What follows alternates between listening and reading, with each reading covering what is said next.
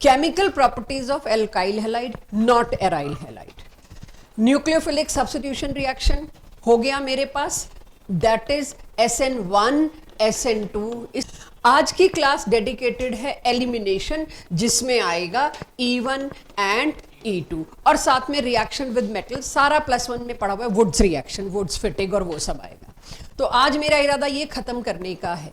Next class non NCERT class होगी, जिसमें contest between SN1 SN2 E1 and E2 होगा। इस पे पूरा एक लेक्चर जाएगा, पूरा एक।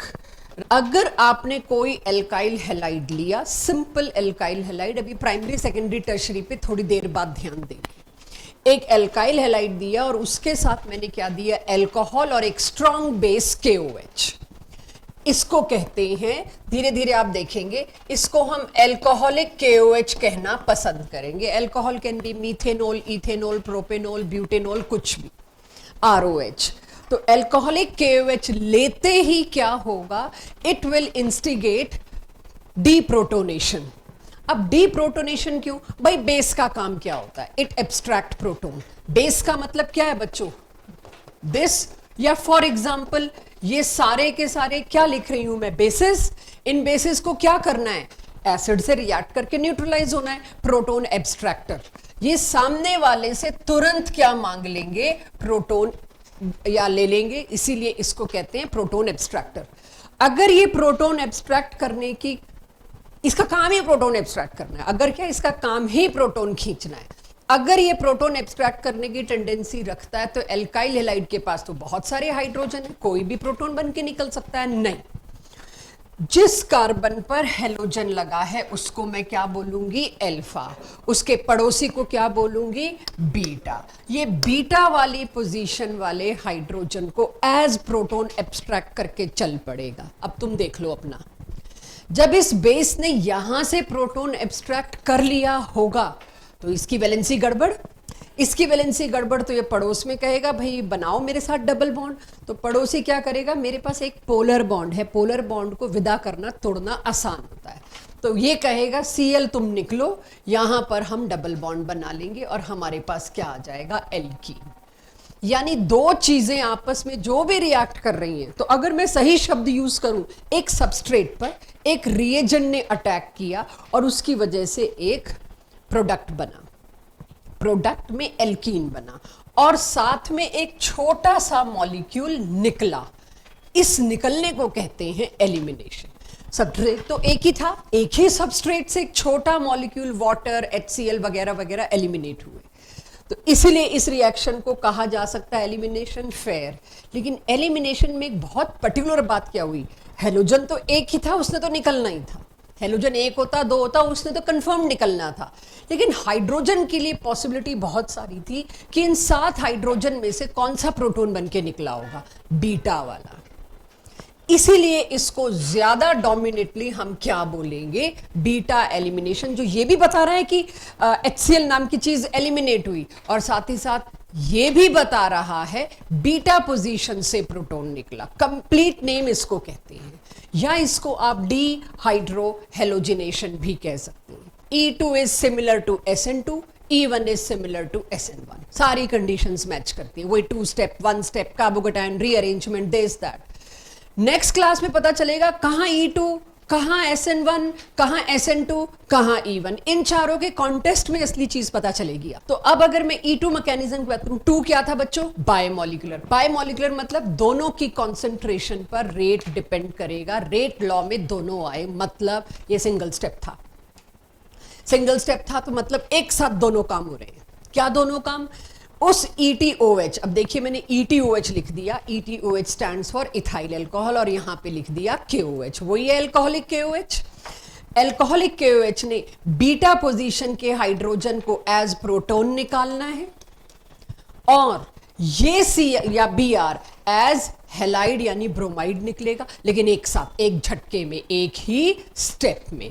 तो अगर मैं देखूं SN2 में भी यही था बच्चों, एक साथ एक नया बॉन्ड बन भी रहा था, पुराना टूट भी रहा था। तो E2 में भी क्या हो रहा है, पुराना बॉन्ड टूट रहा है, नया ये भी बॉन्ड टूट रहा है और ये भी बॉन्ड टूट रहा है। दोनों एक चीज बेस निकाल रहा है, दूसरी कार्बन को निकालनी पड़ रही है। बोथ द थिंग्स, जो दोनों बॉन्ड टूट रहे हैं और तीसरा जो नया बनेगा, वो सब एक साथ इसी में हो रहा है।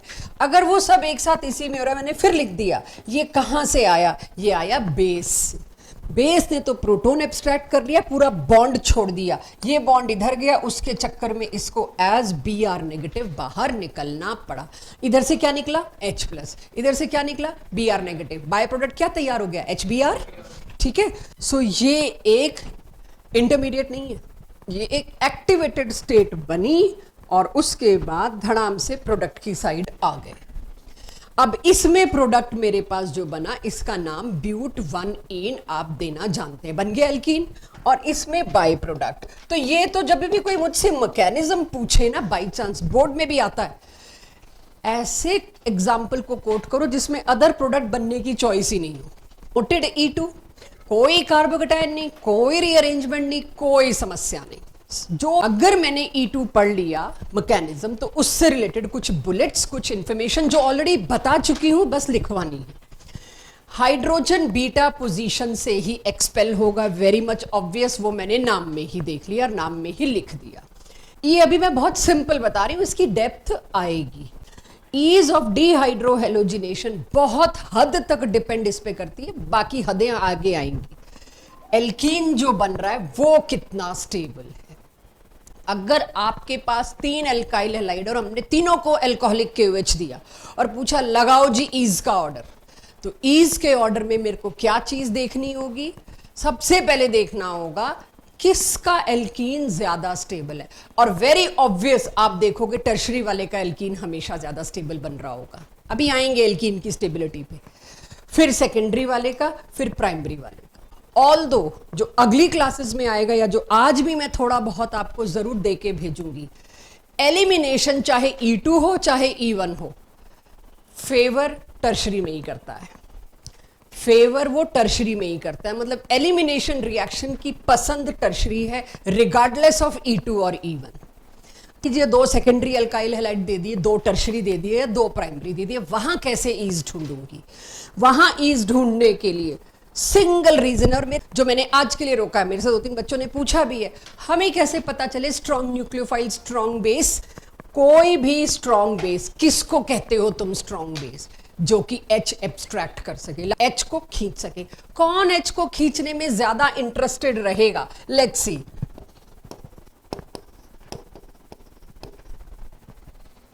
OH नेगेटिव, ये न्यूट्रल हो रहा है, और H2O ले तो लेगा, ये प्रोटॉन एब्स्ट्रैक्ट तो कर लेगा, बट प्रोटॉन एब्स्ट्रैक्ट करके ये बनाएगा। आई एम नॉट सेइंग कि ऐसा बनता नहीं है, मैं ये नहीं कह रही, लेकिन सारे चार्ज स्पीशीज जो हैं, तभी मैंने ब्रैकेट में आज बच्चों के डाउट सुनने के बाद मैंने ऐड कर दिया, इससे बच्चों को याद रहेगा। सारे स्ट्रॉन्ग बेसिस लगभग आपको चार्ज कैटेगरी के मिलेंगे। It can be Cn negative, OH negative, I negative, जो भी ऐसे होंगे, they are strong bases. Strong base अगर लोगे तो वो रिएक्शन होगा E2, no carbocation. Strong base लिया उसने, एक झटके में दोनों निकाल के बाहर कर देना है, कार्बोकेटाइन बनने का मतलब ही नहीं। या फिर बल्की बेस, स्ट्रॉन्ग बेस या बल्की, बल्की मतलब heavily crowded, and we will see these bulky bases. इन केसेस में आंख मूंद के E2 होगा अगर एलिमिनेशन हो रहा है। अभी तो अगली क्लास में देखेंगे सब्स्टिट्यूशन ज्यादा कि एलिमिनेशन ज्यादा, ज्यादा कम की बात अभी छोड़ देते हैं। एलिमिनेशन का हिस्सा जो रिएक्शन का है उसमें कौन डोमिनेट करेगा? काइल हैलाइड को अगर पिछली क्लास में तुम एक्वस KOH दे रहे थे तो न्यूक्लियोफिलिक सब्स्टिट्यूशन हो रहा था, SN1 SN2 की फाइट अलग थी, आपने देखा। लेकिन उसी एल्काइल हैलाइड को अगर तुम एल्कोहलिक KOH दे रहे हो तो एलिमिनेशन हो रहा है। क्यों? This is very common question from this chapter, कि ऐसा क्या हो गया। मेरे साथ साथ उसको समझें और फिर लिखें भी, समझना बहुत जरूरी है। वही केस है AgCN KCN वाला केस, आपने समझा तो आपको AgNO2 KNO2 वाला आ गया, कुछ कुछ वैसा ही है भाई। दोनों ही केसेस में पहले तो आप देखिए आप प्रोवाइड क्या कर रहे हो। एक्वस KOH में तो वाटर और साथ में OH नेगेटिव, राइट तो यहां क्या प्रोड्यूस होगा, OH नेगेटिव। लेकिन एल्कोहलिक KOH में क्या होगा, RO नेगेटिव। आपको दिखाती हूं कैसे। मान लीजिए आपने लिया CH3 CH2 OH और उसके साथ क्या लिया, KOH। एक्टिव मेटल एसिड में से प्रोटॉन को रिप्लेस कर देता है, KOH यानी पोटेशियम, NaOH यानी कि सोडियम, वो इस अल्कोहल के H को K या Na से सब्स्टिट्यूट कर देंगे। यानी कि मेरे पास ये क्या आ गया, एसिड बेस का क्या आता है, सॉल्ट आ गया जो 100% डिसोसिएट होता है।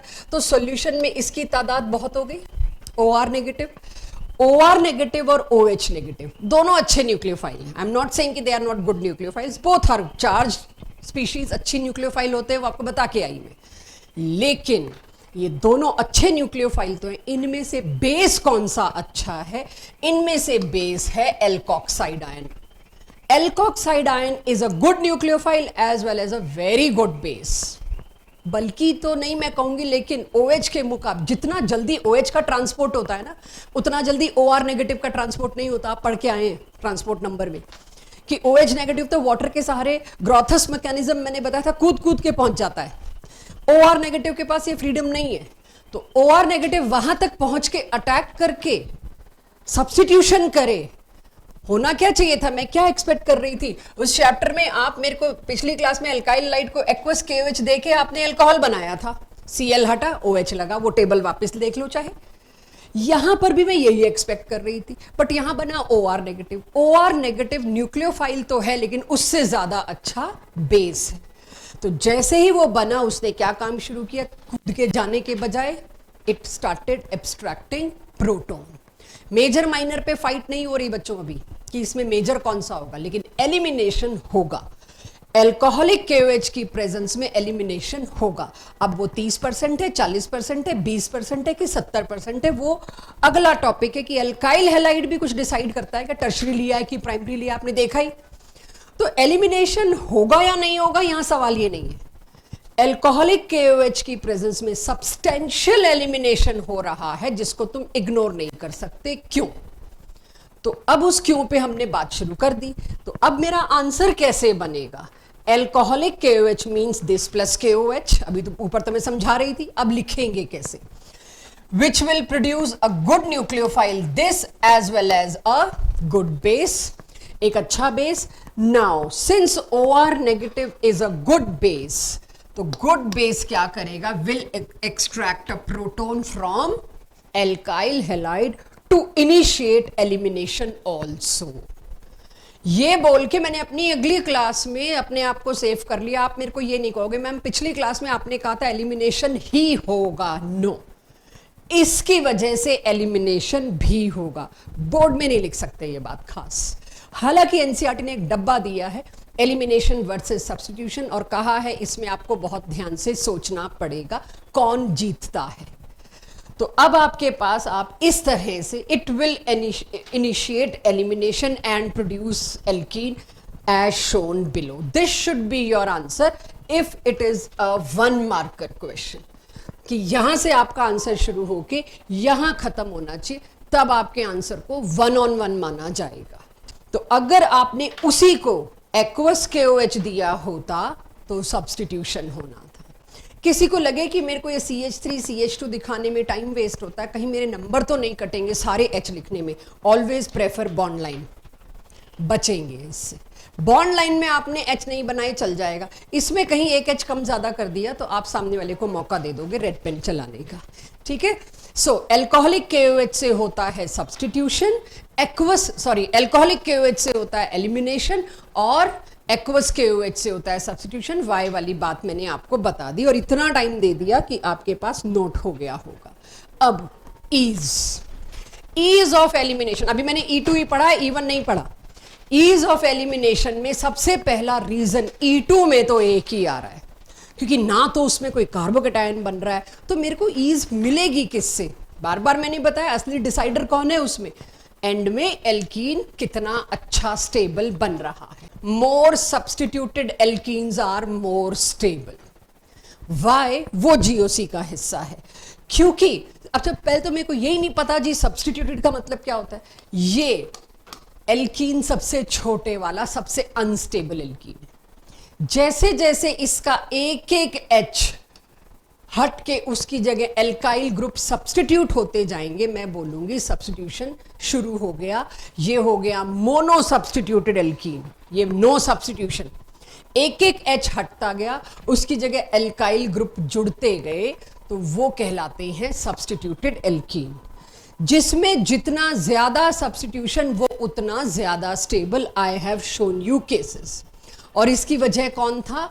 Hyper conjugation. तो just for the sake of revision, hyperconjugation direct पे कोई क्वेश्चन मेरे पास आ गया तो मैं करने लायक होनी चाहिए। लेट्स सी, मैंने एक सिंपल सा मोनो सब्स्टिट्यूटेड एल्कीन थोड़ा खोल के बना दिया। Double bond is my point of reference. Now functional group मेरे पास वही है, तो उसको तो मैं क्या बोलूंगी, वो तो मेरा पॉइंट ऑफ रेफरेंस है, डबल बॉन्ड फंक्शनल ग्रुप है। उसके पड़ोसी कार्बन को क्या बोलूंगी? अल्फा। हाइपर कॉन्जुगेशन मैंने लास्ट क्लास में भी लिया था, जब डायरेक्टिव इन्फ्लुएंस या जब वो स्टेबिलिटी ऑफ कार्बोकेटाइन की बात हो रही थी। ये वाला कार्बन, इस वाले डबल बॉन्ड, इन दोनों के बीच के कुछ तो बातचीत हुई या कुछ तो हुआ। वो क्या हुआ देखिए। Pi bond is very labile, ready to move. इसको तो है बस मैं डीलोकलाइज हो जाऊं, मूव कर जाऊं। इसको पता है C नंबर 3 से कुछ मिल सकता है, तो C1 C2 बॉन्ड शिफ्ट हो गया C1 पे। पाई बॉन्ड है, इसका नेचर है। इसकी वजह से इस C पर क्या आ गया? Positive charge, not happy. लेकिन इस वाले कार्बन पे अल्फा H मौजूद थे। ये अल्फा H थोड़ी देर के लिए अपना पेयर इधर दे देते हैं। चेक, यही बनेगा।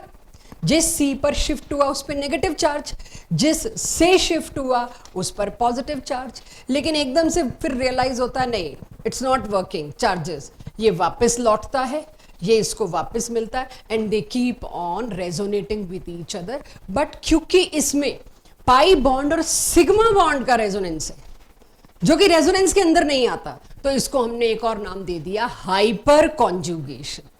भाई पहली बार देखती हूं मैं पाई बॉन्ड का कॉन्जुगेशन में जो सिंगल बॉन्ड है वो कूद रहा है।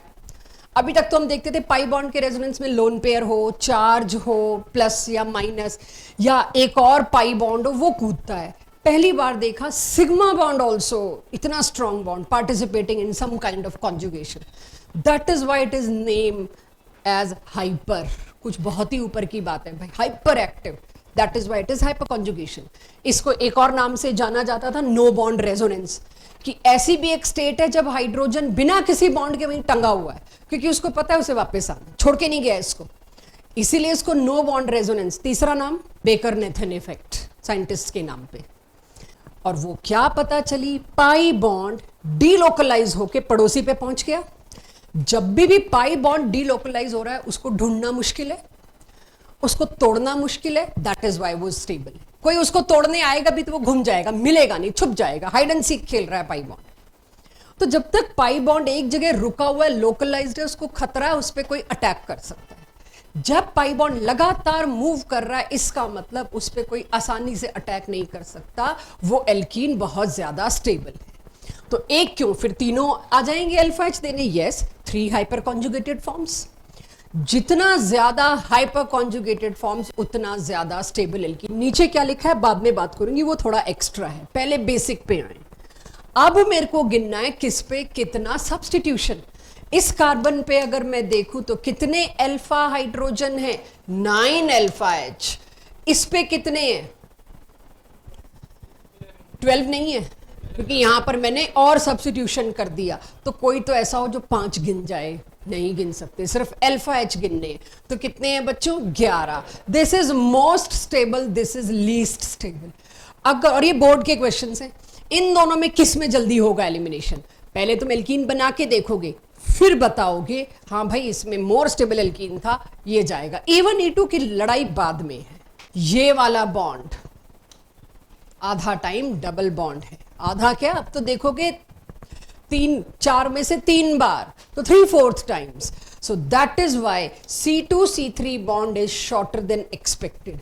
जितने अल्फा H बढ़ते जाएंगे ये बॉन्ड और छोटा होता जाएगा, एल्कीन और स्टेबल होता जाएगा। अच्छे क्वेश्चंस के लिए तैयार रहिए इस पे। आपके सामने मैंने एक सिंपल प्राइमरी एल्काइल हैलाइड रखा। प्लीज ये मत भूलना, हर केस में ये सोचना पड़ेगा प्राइमरी दिया है कि सेकेंडरी की टर्शियरी में। नेक्स्ट क्लास सारी इस पे बेस्ड है। प्राइमरी एल्काइल हैलाइड पे पसंद नहीं करता कोई एलिमिनेशन, लेकिन जब हम पढ़ेंगे भाई इसमें 20% तो एलिमिनेशन होगा और 80% इसके अंदर सब्स्टिट्यूशन होगा, लेकिन उस 20% में भी एलिमिनेशन कौन से वाला होगा, ये जेई के क्वेश्चन, E1 के E2, ये क्वेश्चन है आपके पास। तो अब एल्कोहलिक KOH प्राइमरी में मैं आपको लिखवाई आई हूं, क्या होना है ईज तो देख ही ली, बट अगर एलिमिनेशन होता है तो क्या बनेगा मेरे पास। इस केस में ये दिख रहा है सबको एल्कीन, उधर ही मैं दूसरा उठा के लेकर आई आपके पास। देखना बच्चों ये भी प्राइमरी है, सी पे हेलोजन लगाया, वो फर्दर 2 कार्बन से अटैच्ड है, ठीक है। तो सेकेंडरी, बड़ा सिंपल केस दे रही हूं अभी, कोई मुश्किल नहीं दे रही बच्चों। प्राइमरी और सेकेंडरी एल्काइल हैलाइड का कंपैरिजन करने में किस में ज्यादा स्टेबल एल्कीन बनने के चांस हैं, दिख रहा है आपको, सेकेंडरी में। कैसे, जब ये Cl हटा, रेदर ये Cl जिस कार्बन पे लगा उसको मैं क्या कहती हूं, अल्फा, उसके पड़ोसी को क्या कहती हूं, बीटा। ये मेरे पास β1, ये मेरे पास β2, 2 बीटा है।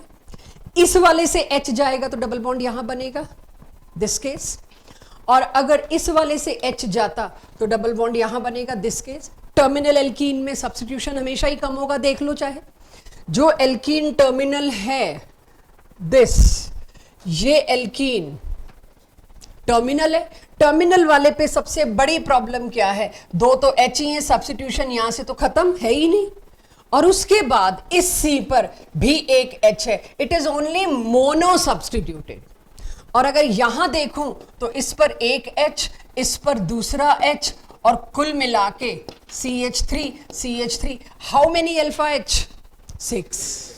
तो यहां पर 6 हाइपर कॉन्जुगेटेड फॉर्म, और यहां कितनी, सिर्फ 2। बीटा पर तो यही है सिर्फ 2, तो ये ज्यादा स्टेबल।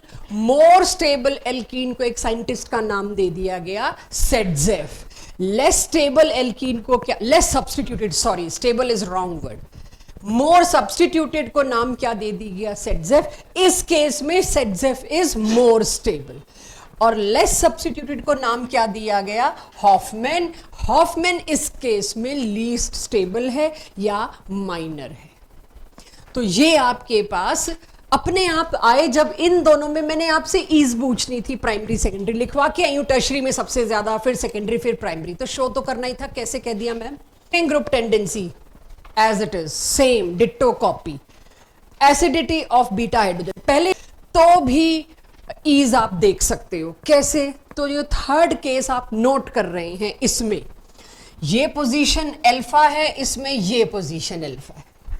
बीटा एलिमिनेशन की बात है, बट इस वाली जगह तो बीटा पे कोई H ही नहीं है, तो नो कंपटीशन। बीटा सिर्फ यहां पर भी एक पोजीशन है, यहां पर भी एक पोजीशन है, दोनों से ही निकलेगा और एल्कीन बनेगा।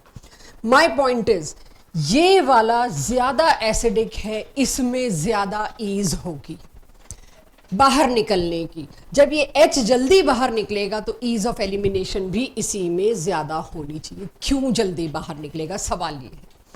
इस वाले कार्बन पर देखिए तो एज अ होल ये एक इलेक्ट्रॉन विड्रॉइंग ग्रुप है, इंडक्टिव इफेक्ट इसका माइनस आई है। ये कार्बन से खींच रहा है तो अल्टीमेटली हाइड्रोजन को धक्का देना कार्बन की मजबूरी है, क्योंकि मेरे से कहीं और इलेक्ट्रॉन खींचे जा रहे हैं, तो मैंने आपसे खींच के आपको दफा करना है एज H पॉजिटिव। लेकिन यहां पर इस कार्बन के साथ कोई इलेक्ट्रॉन विड्रॉइंग ग्रुप नहीं जुड़ा जो कि इसके निकलने को फैसिलिटेट करे। किसके निकलने को, प्रोटॉन के निकलने। इस रिएक्शन की रीजियो सिलेक्टिविटी पे खूब टाइम स्पेंड किया हमने। जब कहीं पर 2 में से एक प्रोडक्ट मेजर हो, एक प्रोडक्ट माइनर हो, उस कैटेगरी ऑफ रिएक्शन को, उस प्रॉपर्टी ऑफ रिएक्शन को क्या बोलते हैं हम, रीजियो सिलेक्टिविटी।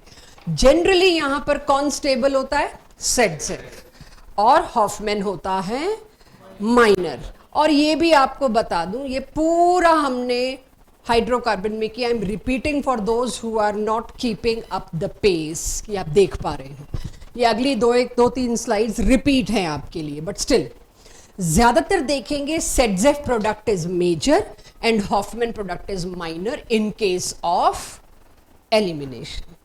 तो अब सबसे पहले सेटजेफ किसको कहते हैं बता के आई थी, फिर से लिख दिया। सेटजेफ कहते हैं उसको जो मोर सब्स्टिट्यूटेड एल्कीन है, हॉफमैन कहते हैं उसको जो लेस सब्स्टिट्यूटेड एल्कीन है। फर्स्ट केस मैं आपके पास ले रही हूं, we have done this previous, पिछली स्लाइड पे यही केस, लगभग ऐसा ही केस किया है कि इसमें मेरे पास दो दो पॉसिबिलिटीज होंगी, एक सेटजेफ एक Hofmann. Yes, this is a regioselective reaction, क्योंकि सिलेक्टिवली किसको मेजर बनाएगा? सेटजेफ को, हमेशा, हमेशा नहीं, अक्सर ये होगा। चल सकती हूं आगे, तो रिपीट ही केस है, पिछली स्लाइड से लगभग रिपीट ही चल रहा है हमारे पास। सो नाउ कुछ प्रैक्टिस, फिर बात करेंगे क्या कहीं हॉफमैन भी मेजर हो सकता है। लोगों ने तो एंटिसिपेट कर लिया वो जिन्होंने लास्ट ईयर पढ़ा है कि हमें पता है कहां कहां होता है, एक याद आ रहा है या दो याद आ रहे हैं और एक भूल गए, तो वो सारा मैं भी रिवाइज कराऊंगी with a good speed. Allyl chloride का अगर तुम एलिमिनेशन करते हो, एलिमिनेशन करने का तामझाम देते हो अल्कोहलिक KOH, तो बिल्कुल होगा, ईज बहुत खराब होगी, क्योंकि क्या बन के आता है, दो डबल बॉन्ड एक साथ बहुत कम स्टेबल होते हैं, उसको क्या बोलते हैं, एलीन्स। चलिए जी, एक टर्शरी अल्काइल हैलाइड लेके देखती हूं, उसको भी मैंने अगर एलिमिनेशन का समान दिया तो देखिए क्या बनेगा। और कितने अल्फा एच है इसके पास? 6 hyper conjugated form contribute to its stability, तो इसीलिए इसके बनने के भी ठीक ठाक चांसेस हैं। तो ये सिर्फ मैं आपको प्रैक्टिस दे रही हूं। Right all possible alkenes formed by elimination and choose more stable also या मेजर ऑल्सो, ये लिखा हुआ है क्वेश्चन, और उसके 4-5 पार्ट्स है। 1 फिनाइल 2 क्लोरोप्रोपेन, स्ट्रक्चर नहीं दे रखा, एनसीईआरटी में नाम दिया है तो मैंने स्ट्रक्चर बना दिया भाई। 1 पर लगा है फिनाइल, 2 पर लगा है क्लोरो और है प्रोपेन। अब मैं 1 2 3 तो लेती ठीक नहीं लगती थी, मजबूरी है, आपको पता है, दोनों साइड से क्लोरो को 2 मिल रहा है, तो मैंने 1 फिनाइल 2 क्लोरो पकड़ लिया। इसको अगर मैंने वही अल्कोहलिक KOH दिया तो देखिए एलिमिनेट होके क्या दो पॉसिबल प्रोडक्ट्स बने। एग्री करते हैं इससे? ये वाला Cl इस बीटा के साथ, या ये वाला Cl इस बीटा के साथ, Cl तो सेम है, यानी या तो डबल बॉन्ड इधर आएगा या उधर। अब ये मोर सब्स्टिट्यूटेड एल्कीन है, चेक कर लो, इस पे कितने हाइड्रोजन है? 3। इस पे कितने हाइड्रोजन है? चेक, 2। ये वाले तो अपने आप ही दिख रहा है कि मोर substituted is more stable. Terminal पे तो कोई गिनवाए भी तो गिनो मत, सीधा ही बता दो वो लेस स्टेबल है। मैं गिनवा रही हूं ठीक है, लेकिन टर्मिनल देखते लेस स्टेबल तो आपके हाथ में आ जाना चाहिए, या less substituted. Less stable is not right word, less substituted. तो क्या मैं इसको हॉफमैन, इसको सेटजेफ कह सकती हूँ? My question to you is which is major? ध्यान से, Saytzeff is going to be major for another reason also. Hyper conjugation छोड़ो, बढ़िया रेजोनेंस है भाई, तो इसमें हाइपर कॉन्जुगेशन मैं गिनवा रही हूं ठीक है मेरी तसल्ली के लिए, पर एक्चुअल इफेक्ट तो किसने बता देना है यहां पर? रेजोनेंस इफेक्ट ने इसको सेटजेफ को मेजर बना देना। Regioselectivity plus NCERT back exercise खत्म। इस पे तक तो बात हो रही थी सिर्फ सेटजेफ ही मेजर है, तो हमेशा नहीं बोल पा रही थी मैं। कुछ कुछ जगहें ऐसी हैं जहां पर कोई स्टेबिलिटी ऑर्डर तुम्हारा काम नहीं आएगा, हॉफमैन ही मेजर होगा। सो हॉफमैन प्रोडक्ट कब कब बन सकता है मेजर? तब जब बाय चांस रेजोनेंस की वजह से वो एक्स्ट्रा स्टेबल हो जाए। अब मैंने आपके सामने ये लाई, ये मेरा अल्फा कार्बन, उसके दोनों साइड बीटा, इधर वाला निकलेगा तो डबल बॉन्ड यहां, इधर वाला निकलेगा तो डबल बॉन्ड यहां, और दोनों प्रोडक्ट मैंने यहां बना के रख दिए। और ये भी देख लिया ये सेटजेफ होगा, क्यों? ये मैंने इसके गिन लिए, 3 3 6 और 2 8 अल्फा एच, इसके भी गिन लेती हूं, सेटजेफ हॉफमैन क्या, चलो एनीवेज इसके कितने होंगे देखना बच्चों, इधर तो कुछ है ही नहीं, तो देखिए क्या क्यों मैंने इसको हॉफमैन लिखा है कि लीस्ट सब्स्टिट्यूटेड नजर आ रहा है। लेकिन हॉफमैन लीस्ट सब्स्टिट्यूटेड होने के बावजूद भी इसका कॉन्जुगेशन बैठ गया बेंजीन रिंग के साथ, that's why it is major. Conjugation कैसे बैठता है? Double single double single double, अगर ऑल्टरनेट बॉन्ड्स हो। यहां पर 2 सिंगल बॉन्ड आ गए बीच में, डबल के बाद सिंगल और फिर से सिंगल, तो इसमें रेजोनेंस नहीं हुआ। तो यहां पर बिकॉज ऑफ रेजोनेंस और यहां पर नो रेजोनेंस। लिखना कॉपी में जिन्होंने लिखा है अभी तो समझ में आता है, नो रेजोनेंस खुद पढ़ने बैठो तो दिखता ही नहीं क्यों नहीं है रेजोनेंस। तो इसीलिए मेजर कौन बनेगा बच्चों? हॉफमैन। लीस्ट सब्स्टिट्यूटेड होने के बावजूद, कम हाइपर कॉन्जुगेशन फॉर्म्स के बावजूद ये क्यों स्टेबल हो गया? Because of very big factor that is resonance. इतना क्लियर सबको? अब अगर लीविंग ग्रुप, ऑल्दो ये बड़ा खराब लीविंग ग्रुप है हम जानते हैं, इसका बस चले तो निकले ही ना। लिविंग ग्रुप अगर ये दोनों हैं तो, क्योंकि ये निकल के राजी नहीं है, बहुत पुअर लिविंग ग्रुप्स हैं, स्टिल लिविंग ग्रुप अगर ये है तो आपको हॉफमैन ही मेजर मिलेगा, सेटजेफ नहीं मिलेगा। No factor will work. लेकिन अब आप देखिए सेम ही दे रखा है मैंने, फर्क क्या है? एक में क्योंकि लिविंग ग्रुप फ्लोराइड है तो कौन मेजर बना? हॉफमैन। एक में लिविंग ग्रुप बहुत अच्छा है आयोडाइड, तो कौन बना? सेटजेफ। तो अब आपके पास एसर्शन रीजन में ये रिएक्शन होगा ए और बी, और ए और बी के लिए चार बातें, दो बातें या एक बात दे रखी होगी, स्टेटमेंट्स क्वेश्चन हो, मैच मैट्रिक्स हो या एसर्शन रीजन हो, कि जो ए और बी है वो सेम है, ए और बी आइसोमर है एक दूसरे के, या ए और बी कौन से आइसोमर है, एनीथिंग, कौन हॉफमैन कौन सेटजेफ, कुछ भी पूछ सकते हैं और ऐसा ही आपको डीपीपी में मिलेगा। तो क्लियर हो गया सबको? कौन सी दो कंडीशन आई? One is resonance stabilized, other is अगर लिविंग ग्रुप इन दोनों में से कोई और है। ये चौथे चैप्टर में लाऊंगी अमीन्स में फिर से, ताकि इफ बल्की बेस, तीसरी और आखिरी शर्त एनसीईआरटी में इस साल दी है, इफ बल्की बेस जैसे कि टर्शरी ब्यूटॉक्साइड, तो भी आंख बंद करके कौन बनेगा मेजर? हॉफमैन। हॉफमैन की हेडिंग चल रही है तो भी कौन बनेगा? Hofmann is major. और नीचे इस पे एक क्वेश्चन सब क्लियर कर देता है, सिंपल सी चीज। अगर यहां पर मैंने एक सेकेंडरी एल्काइल हैलाइड दिया, राइट, उसको एक साइड में टर्शरी बेस यानी कि बल्की बेस दे रही हूं और एक साइड में नॉन बल्की बेस दे रही हूं, both are strong bases, one is strong but not hindered, unhindered, और one is strong but hindered या बल्की, कोई भी शब्द आ सकता है, बड़े कॉमन वर्ड्स हैं ये। एक में कौन मेजर बनेगा? सेटजेफ। एक में कौन मेजर बनेगा? ये ए और बी आर आइसोमर्स और व्हाट है? तो पोजीशन, बट किसकी पोजीशन? डबल बॉन्ड की नहीं बोलनी, क्योंकि डबल बॉन्ड की तो मैं तो ऐसे बनाऊंगी, वो तो सेम है। मिथाइल की position with respect to double bond, yes they are position isomer. Any one of them is chiral? अब तो ये तो कायरल, कौन सा कार्बन? कायरल कार्बन पिक करवाओ, या डबल बॉन्ड वाले पे कायरलिटी देखते हैं, प्लेनर पे कायरलिटी होती है जब चार नॉन प्लेनर स्ट्रक्चर, प्लेनैरिटी पे नहीं। गुड मॉर्निंग, क्या ये कायरल है? दो एच लगे हैं, खत्म बात। तो ये तो मतलब ही नहीं कायरल होने का, चारों कार्बन पे सिचुएशन सेम है। आता है, मेरे को भी आता है। गुड। हमारा फेवरेट पार्ट, इसकी stereo chemistry, all I have done in +1। ये सारी +1 की स्लाइड्स उठी हैं, ये सब कर चुकी हूं मैं आप लोगों के साथ। इसमें होता है एंटी एलिमिनेशन। जितना एंटी एडिशन ओखा था उतना ही सिंपल है एंटी एलिमिनेशन। जो HBr, HCl, HI जो भी आप निकाल रहे हो वो एक दूसरे के ऑपोजिट होने चाहिए, बस, no other thing.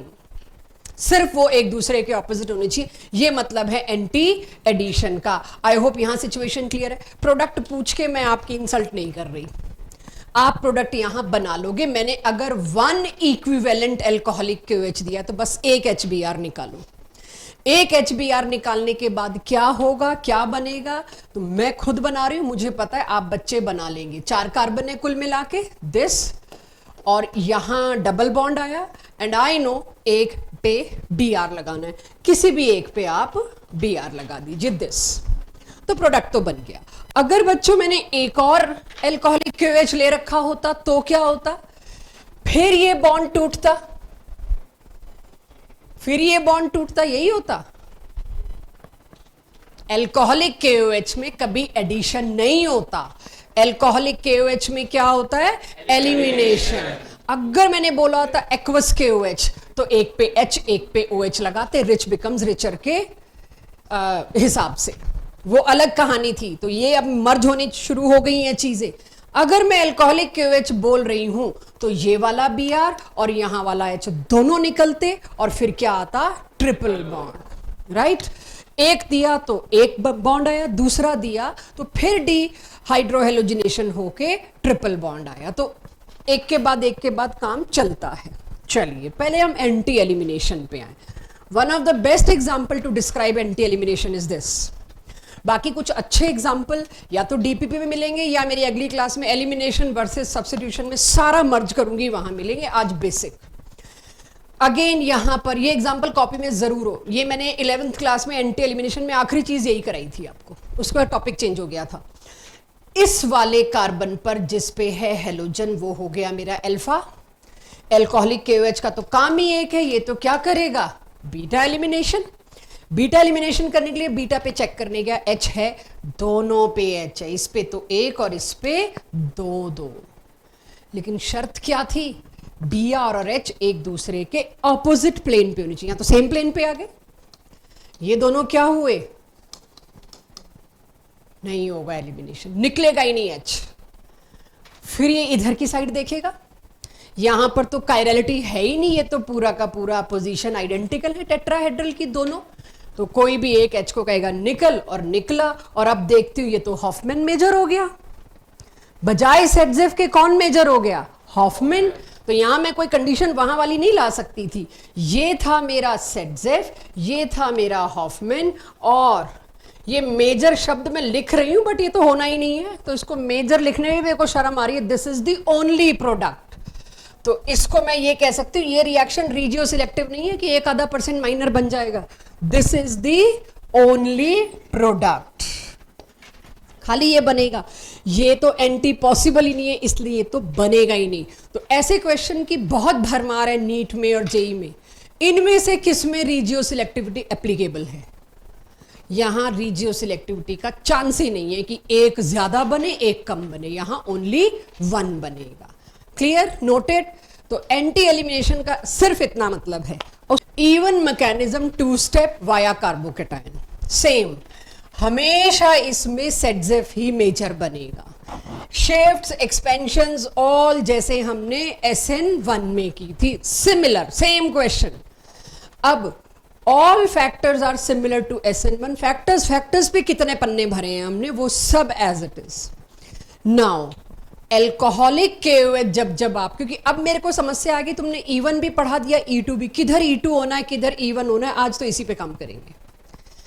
Alcoholic KOH का मतलब क्या होगा, आपने OR नेगेटिव दिया, alcoholic KOH means it's a strong base. Strong base always prefer E2। लेकिन अगर आपने अकेला अल्कोहल दिया, शिवांश जो आप पूछ रहे थे, अकेला अल्कोहल दिया, नो KOH, होगा तो एलिमिनेशन ही, बेस तो है ही लेकिन थोड़ा वीक बेस है, इसीलिए उसमें क्या होगा, E1, राइट। वीक बेस है, प्रोटॉन एब्स्ट्रैक्ट नहीं कर पाया, उसके चक्कर में हेलोजन खुद ही निकल गया और कार्बोकेटायन बना दिया। जब स्ट्रॉन्ग बेस है तो एक बार वो प्रोटॉन एब्स्ट्रैक्ट इतनी तेजी से करता है कि साथ के साथ हेलोजन को निकलना पड़ता है, नो कार्बोकेटायन। तो वीक और स्ट्रॉन्ग याद रहेगा तो चलेगा, ठीक है। अब आती है बारी खाली एल्कोहल का मतलब क्या है, methanol, ethanol, propanol and so on. जैसे जैसे क्लास प्रोग्रेस करती जाएगी मैं आपको बेसिस की धीरे धीरे लिस्ट लाके दूंगी।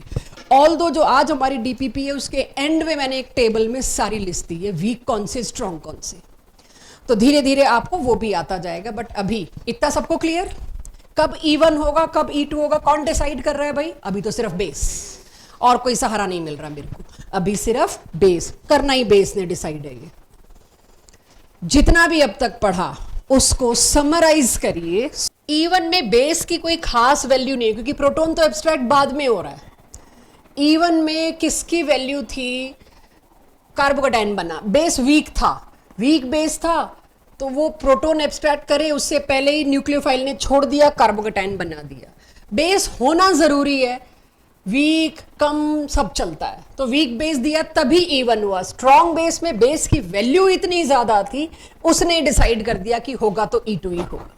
जहां वीक है बेस, जहां उसकी से कम है, उसकी वैल्यू कम है, वहां पे E1 बना है। Just underline this fact. यही ईज में फर्स्ट टेक में कैसा कार्बोकेटाइन बन रहा है, बस उसके बाद की शिफ्ट्स प्रोडक्ट डिसाइड करती है। मुकेश, पोलर सॉल्वेंट का क्या रोल था SN1 में? सब पन्ने पलट रहे हैं, तुम सोचो। मैंने what was the role of solvent? Yes, carbocation को स्टेबलाइज करने के लिए मेरे को पोलर सॉल्वेंट चाहिए। पोलर के साथ एक और शब्द होता था वैसे तो, प्रोटेक। और SN2 में मेरे को क्या चाहिए था? पोलर ए प्रोटेक। तो पोलर सॉल्वेंट के दो काम थे, एक तो CCl या CX बॉन्ड को कमजोर करना, और दूसरा मेजर काम यहां पर क्या था? कार्बोकेटाइन को स्टेबलाइज करना। मैं आपसे ये नहीं पूछ रही E1 के E2, मैं वही सिखा रही हूं कैसे ढूंढना है। और आज के बाद अगली क्लास तक हर रिएक्शन के नीचे लिखना कि E2 होगा कि E1 होगा, SN1 होगा कि SN2 होगा, तब छपेगा यहां। मैंने जैसे ही देखा यहां पर alcoholic KOH, Jayant, strong base की weak base? Strong base. Strong base में वरदान E2 होता है कि E1? नहीं आता, क्यों? चलेगा, ये आना चाहिए। स्ट्रॉन्ग बेस में E2 होता है, आपने बताया, बस मेरे को यहां पे कार्बन भी बनवाओ भाई, 2 और 3, एवरीवन 2 और 3 की बीच डबल बॉन्ड बना लो। देख लो कुछ गलती तो नहीं हो रही, पक्का? मुझे क्यों लग रहा है थोड़ा बनाने में अटपटा सा है, बट वैसे ठीक बनाया है। क्या मैं इसको सेटजेफ बोल सकती हूं? आपके पास आपकी एक्सरसाइज शीट्स जो मिलती हैं DPP, आपकी कॉपी में प्लीज हॉफमैन भी बना हो, आपका हाथ तभी साफ होगा। मैं मेजर मांग रही हूं, लेकिन आपकी प्रैक्टिस के लिए माइनर बने तो आप कॉन्फिडेंट रहेंगे। चलिए लक्ष्मी, इसमें कुछ कह रहे थे आप, इसमें हॉफमैन बनेगा। साकेत, इसमें हॉफमैन क्यों बोला गया भाई? ये भी बेस था, स्ट्रॉन्ग बेस था, ये भी E2 था, वो भी E2 था, because I have used bulky base. तो इनमें तो मैंने ना अलग अलग कलर से चीजें हाईलाइट कर रखी थी, बच्चों देख लो, राइट? देखने के बाद भी जवाब दे दिया, मतलब क्लास सुन रहे थे। यहां पर सेम चीज, और क्या बनेगा मेरा मेजर प्रोडक्ट?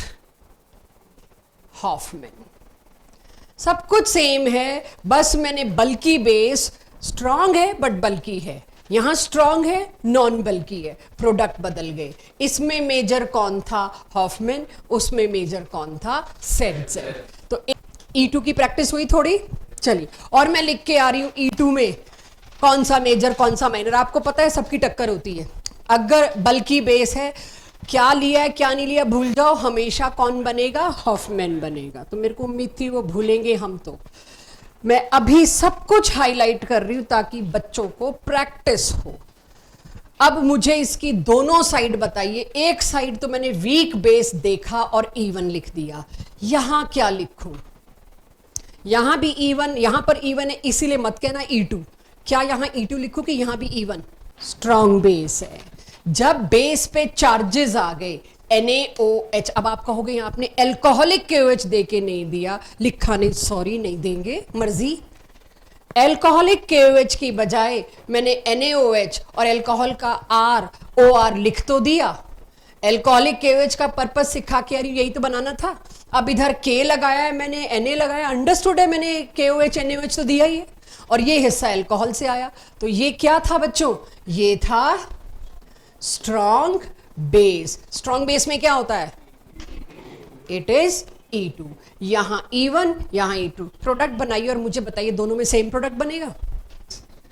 मैकेनिज्म डिफरेंट है बट प्रोडक्ट तो सेम बनेगा।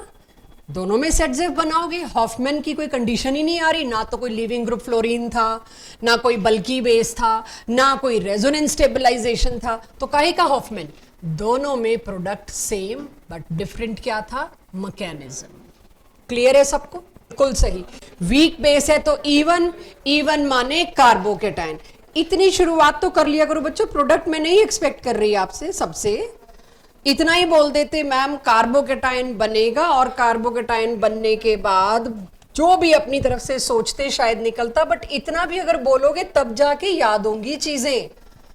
अभी आंखें मत बंद कीजिए प्लीज। तो कार्बोकेटाइन बना, अब कार्बोकेटाइन बनते ही shifts and all into the scene. अब इसमें क्या होगा? शिफ्ट होगी, रिंग एक्सपेंशन होगा। चांस तो रिंग एक्सपेंशन का है, ये बॉन्ड टूट के इधर आ जाएगा।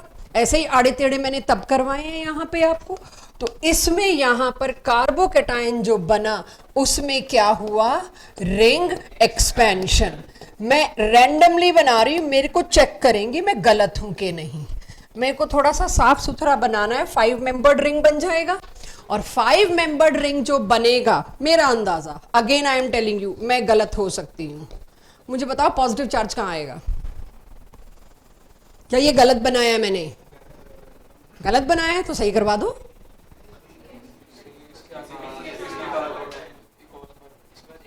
हाँ वो अलग बात है, पहले भैया हम तो पहले पे अटके हुए हैं, अब बाद वाले तो मेरे को पता नहीं। मुझे बताओ पॉजिटिव चार्ज किस पे आएगा?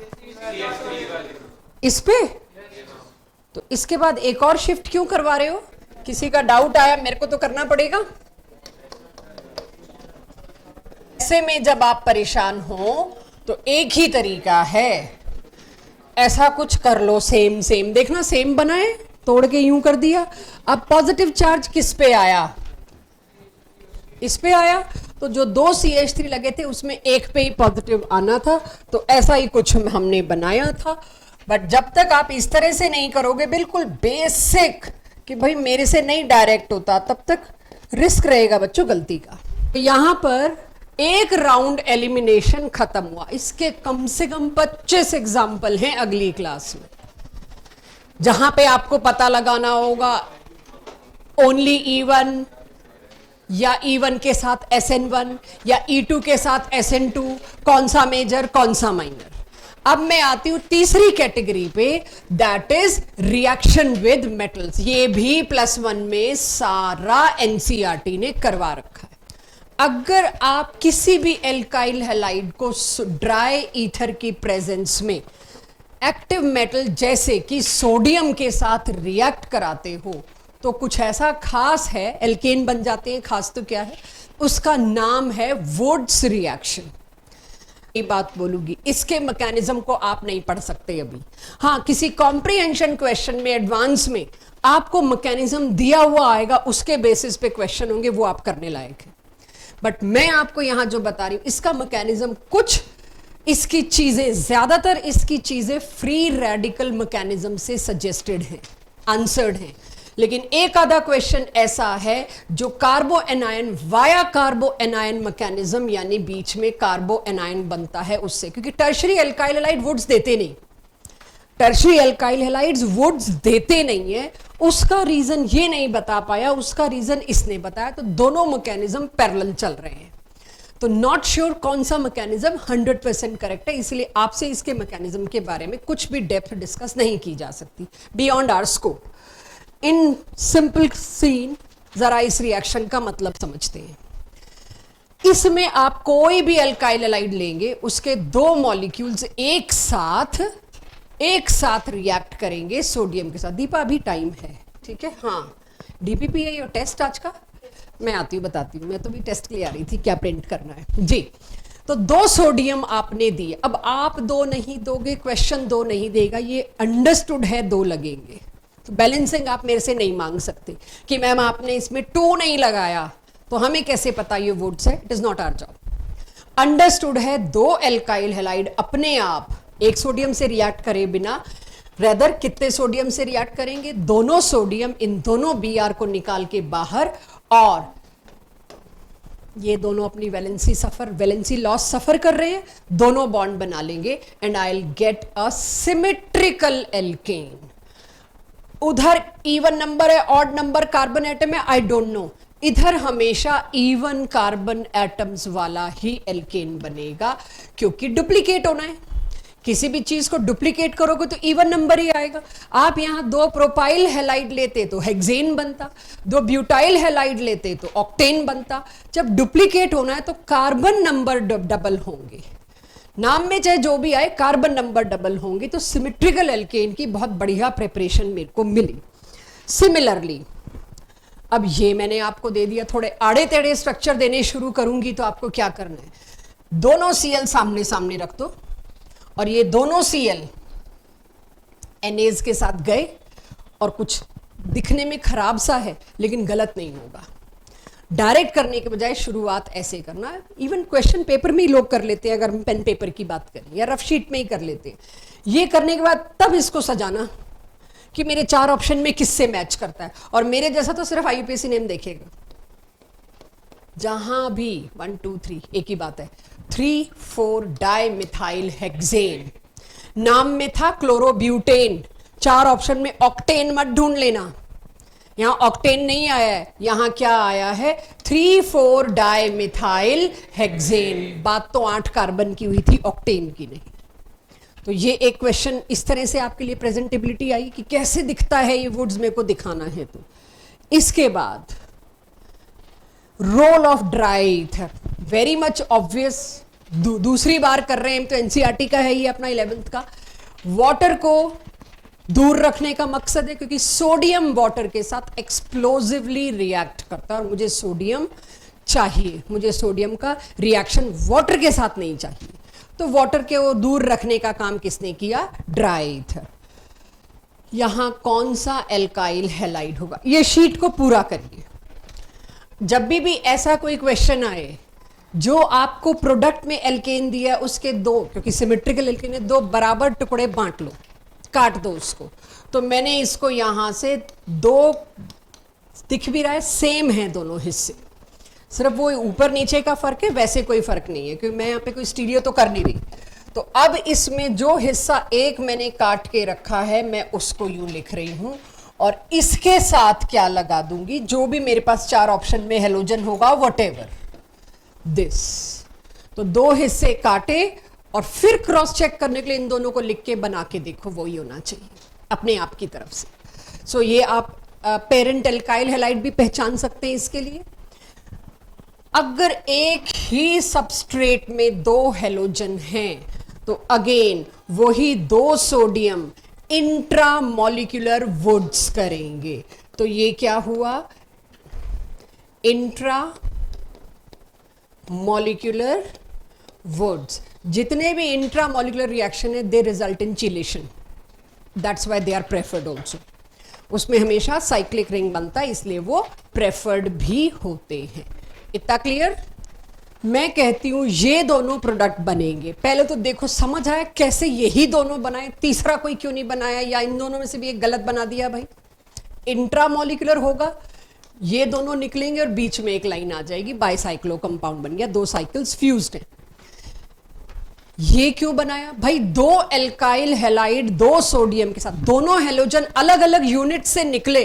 बेटर लिविंग ग्रुप कौन सा होता है, दोनों से ब्रोमीन निकले, 2 सामने सामने दोनों से ब्रोमीन निकले, ये भी बन सकता है but not at any cost major.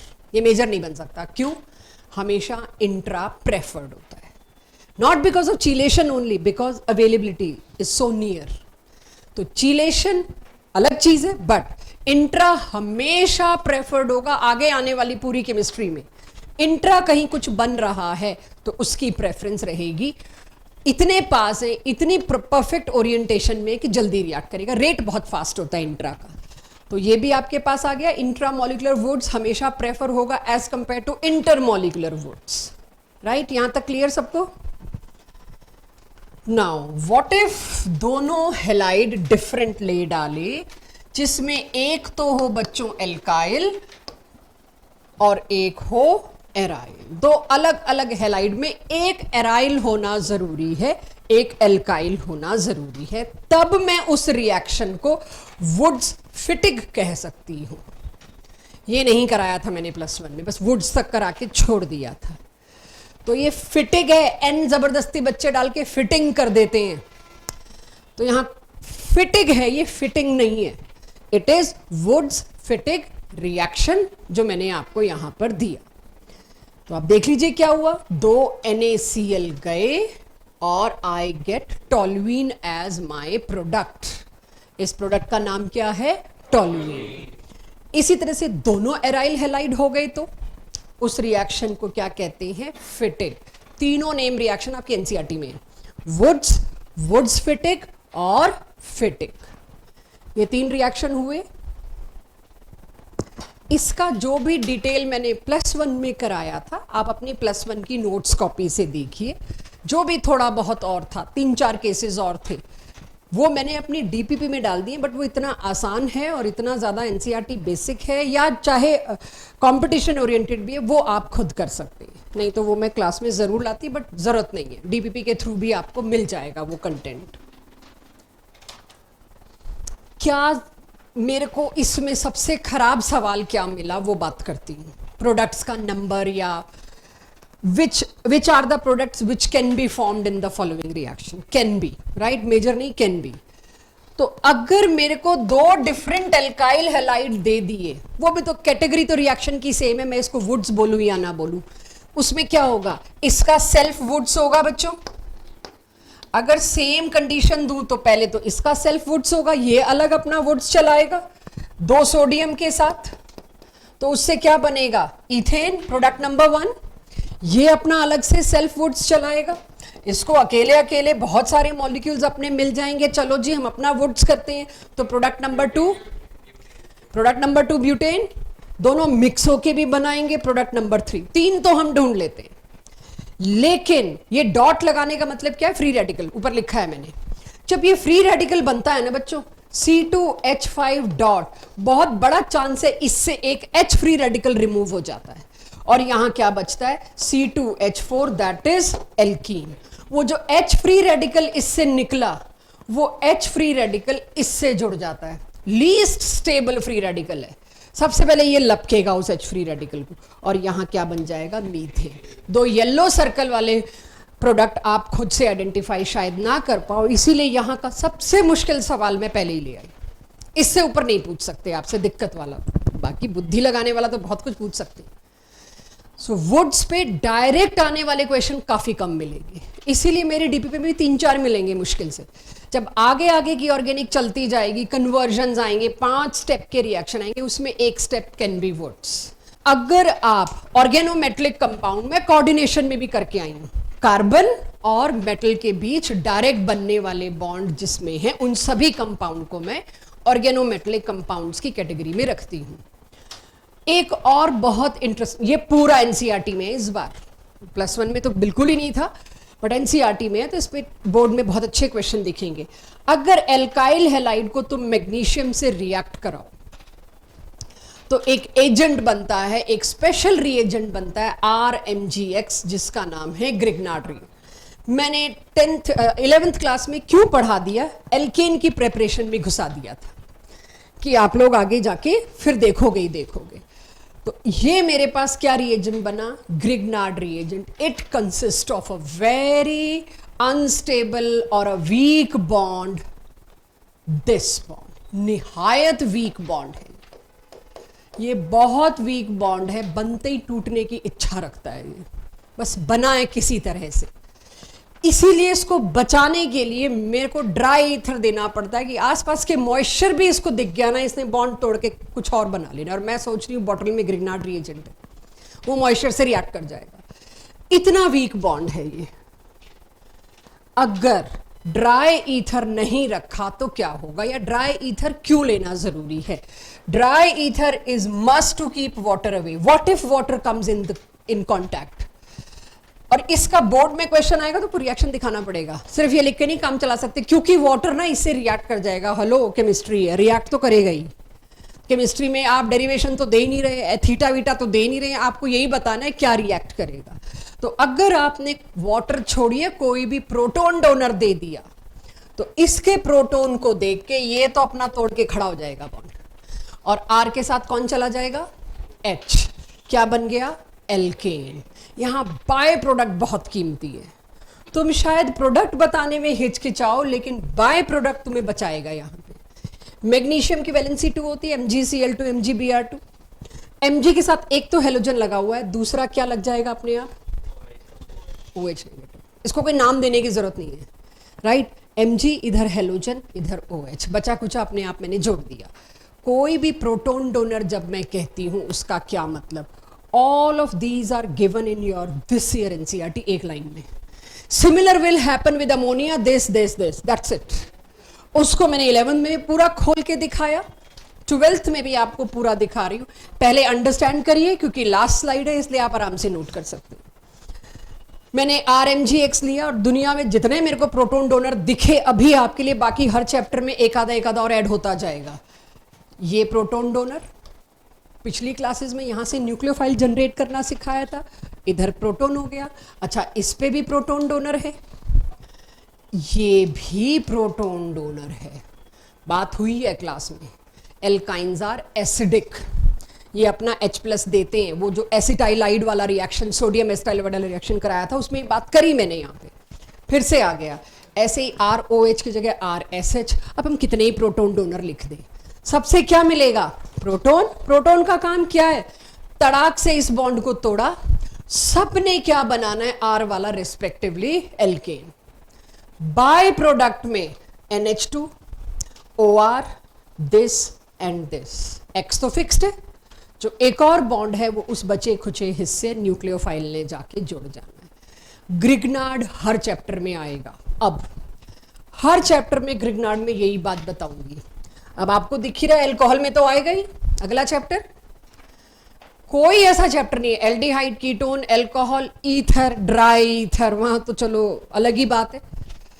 Aldehyde, ketones, acids, alcohols, amines, कोई चैप्टर नहीं है जहां ग्रिग्नार्ड ना आए। पूरा एक पेज, हर चैप्टर का एक पेज इसी में आ जाएगा। अगर आपको ये पता हो इसमें एक ही काम हो रहा है, R टूट रहा है, that's it. Grignard behave in single form.